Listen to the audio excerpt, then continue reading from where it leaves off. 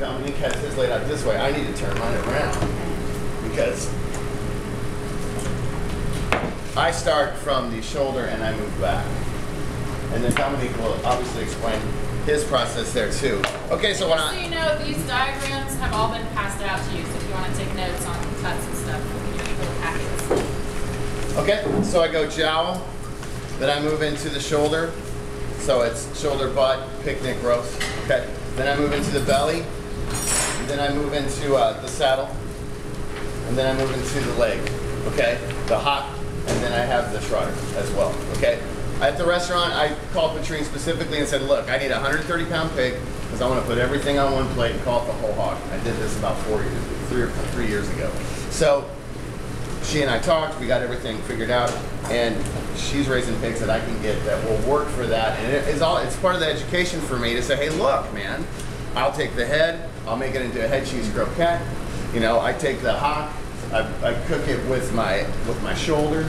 I braise and smoke the shoulder. I take the belly, we roll the belly into what, you know, almost looks like a pancetta. Cure it for 5 days, okay?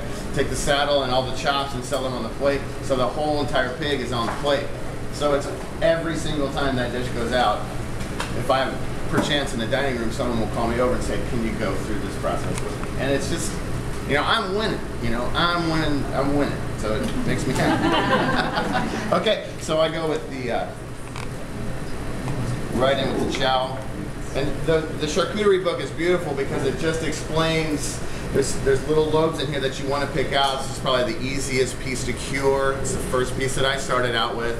Skeeter, my main man down here, does beautiful guanciale with it. And so we use the entire piece of it, okay? But I mean, it's perfect. I love it. It's gorgeous. Talk about the glands too? Yeah, the glands right here. You just have to go through and make sure you pick them out because they're soft and it's pretty obvious where they are. What does Dominique do with the glands?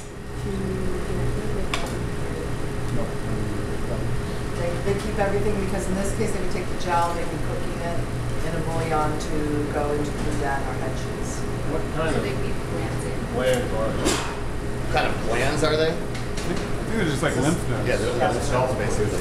Celery, Yeah. Yeah. So when I'm looking at the animal, I look to see where the natural line is for the shoulder. And remember, this is for restaurant work, okay? So I'll follow that line in.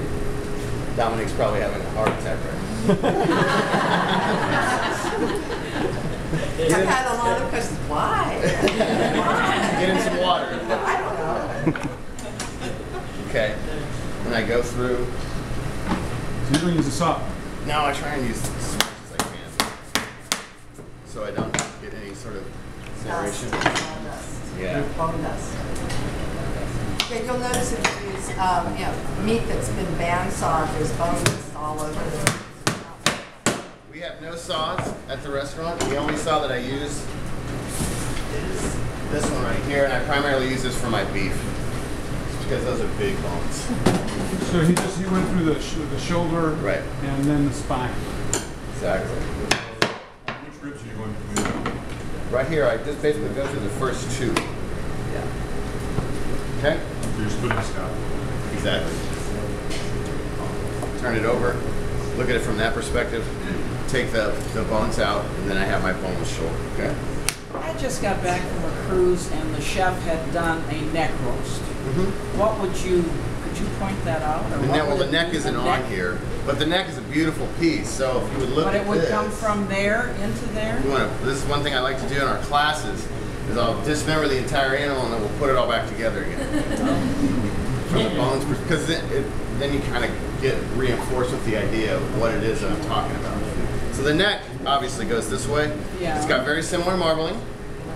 It's a beautiful piece to turn into, you know, tasso ham or anything around those lines. You can always put it in a sausage, but there's no real reason to. You can do a lot of Oh, it. it was phenomenal. But it's a beautiful piece of meat to braise. There's no question about it. Okay?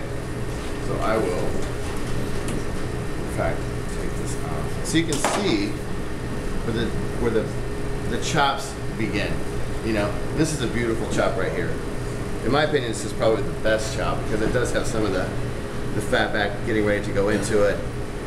There's some nice bone there. And you know, in American standards, we're always looking for that prime aesthetic piece, which is pork chop. You know what I mean?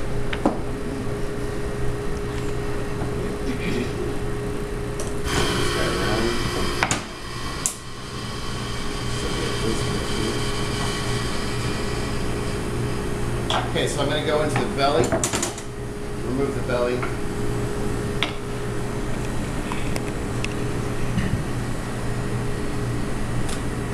gotta kind of find those little bones. They're a little bit softer up at the top.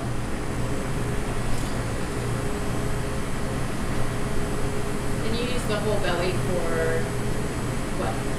You make For the whole bacon, hog plate, pancetta? and we do like a pancetta. Pancetta. Yeah. Yeah.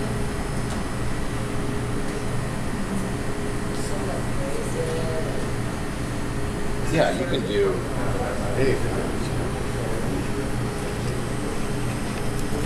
Follow it all the way down.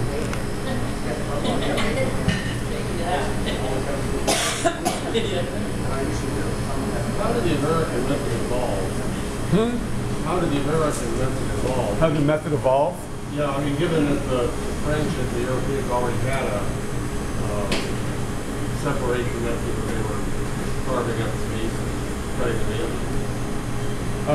I don't know how it evolved or why it evolved as it did. The traditional way that American processors will break down a hog is they'll cut this off, then they will go through and divide the shoulder in two. So you have the butt up here, and then you have the picnic ham here, and you've got the hock here, and then the trotter there. Then they would saw right down here, take off the belly, and that's where you have the spare ribs. And the meaty spare ribs, and then cure the belly, and then you have that whole ham, and then the back there. So I love that you don't use a saw because it just makes so much That's sense. probably the reason the Americans used the saw. Well, I think part of how it evolved was efficiency. I mean, if you look at how, but in terms of the sort of history of butchery, if you think about the first butcher shops in America, most of them were Italian in New York, so that informed most of the food history that I've read. That's what's informed butcher shops, but in terms of sort of industrial butchery methods, efficiency is the answer. It is. So I get to here, I find my rib cage where it stops. Okay, and then I have my beautiful tenderloin, which I'm going to use primarily for T-bone chops, if you want it, or porterhouse chops for my plate. Okay. So you don't take the tenderloin out. I This don't. is I where the leave it in. tenderloin runs. I leave it in because it's my money maker. You know, this is where I get it. You know. That's the most tender, mostly. Yeah, it's a beautiful piece at that point. Okay. I So guess I like because your people referring to like the American method, French method. There's not just one American method. There's not just one. no. There's a lot of ways to cut these Yeah. I mean, Kate's been Yeah. saying it all week. There's 100 ways into the heart, Yeah. and it makes so much sense to me. Cotton cake says that. So it makes, you know, this is the way that I do it. And that's like in the classes that we teach, sometimes we have the students put down their knives and just stick their hands to the shoulder and show them that you can actually butcher your shoulder just by pulling the muscles apart. So Absolutely. show, the goal for me in teaching butchery classes is exactly what you're saying, to teach people that there isn't one way to do it and that it's all about what the use is in the end, basically. Absolutely. What would be the baby back rib? Maybe back here. Just got back up right here. Right It's just a across- small little piece. Like if we had the whole animal here, Okay. see the breastbones would come together. Oh, Then it'd be just basically that little. just those little pieces that make it so expensive. Okay, so now I'm getting my belly exactly the way I want it. Okay, I'm going all the way down into my loin here, which is my prime piece. And if you ever see anybody just hacking at an animal, they don't know what they're doing. It's very precise, somewhat of a dancing movement, if you will. And you can tell I'm not really cutting into it. I'm just making sure that the most important thing to me is gravity at this point, especially if you're dealing with a really big pig. You want to have the gravity help you pull it back and move it because it's a heavy animal. You want to make sure that use your fingers as much as possible. These things make mistakes. Usually And these don't. typically a butcher is using about that much of the knife. You're really just feathering versus slicing into it. Exactly. Okay, so I get it right to where I want it right here. Separate that out. Look at my belly. My belly looks just the way that I like it. Okay, and then I'm going to move into where the leg basically separates out, and there's kind of a natural break right here.